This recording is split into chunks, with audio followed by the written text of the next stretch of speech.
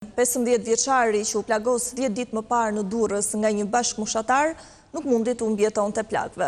I mituri Erion Boba u kurua në fillim në spitalin e Durrësit dhe më pas u dërgua për kurim më të specializuar në qendrën spitalore universitare Nën Tereza, por nuk ja doli dot. Në zonën e Kënetës, aty ku familja ardhur nga Bulqiza jetonte me qera, nuk janë hapur ende dyert e mortit.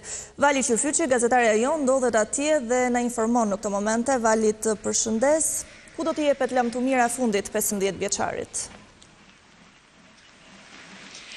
Përshëndetje Doris, ashtu si që thatë edhe ju, unë ndodhem pikërisht në zonën e Ish-Kënetës, ku ndodhi ngjarja dhe ku banonte 15 vjeçari dhe familja e tij e përbërë nga prindrit dhe vllai e motra e viktimës.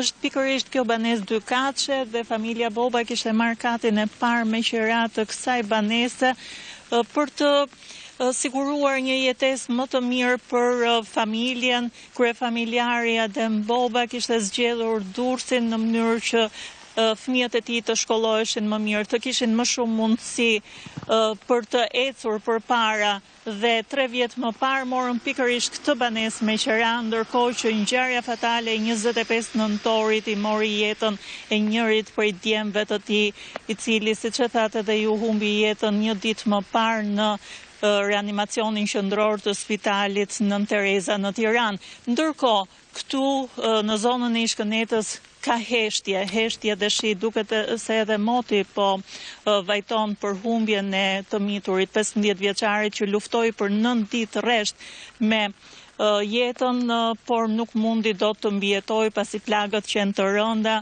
Ai u godit nga një 14 vjeçar gjatë një sherrri mes adoleshentësh për motive krejtësisht banale në zemër dhe në stomak, në organe jetike, dhe me gjithë përpjekjet e mjekëve për ta mbajtur në jetë, por edhe me përpjekjet e tij për të qëndruar, nuk mundi të mbijetonte. Ndërkohë, nga të afërm të familjes mësojmë se lamtumira e fundit mund të jepet në Bulqiz, në zonën nga familja kishte ardhur rreth 3 vite më parë këtu në Durrës, por ende nuk ka raportime të sakta për këtë ngjarje, ndërkohë që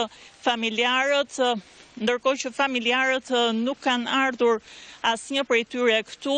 Është vetëm pronarja e cila e ka dhënë me banesën me qira, edhe në familjen e gjyshërve të viktimës që ndodhet pak më poshtë, nuk ka familjar, ndërkohë që komuniteti është i tronditur, por për më tepër le të ndjekim banorët e kësaj zone që janë të tronditur në lidhje me ngjarjen e rëndë.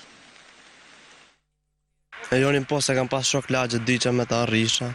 Më pëlqente të bëte mekanik. Na erdhi shumë keq për ngjarjen e çunit që u therë me thika.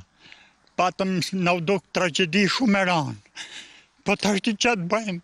Se tash po ndodhin ngjarje shumë të rënda shpesh.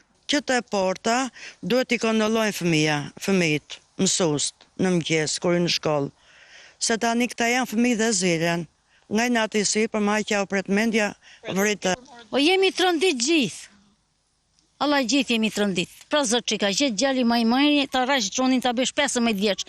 Ta qesh këto, ka kur ta merë zotit ta merë, po kur gjitha ta vrete qëtë që të mocit e gabina kam vra.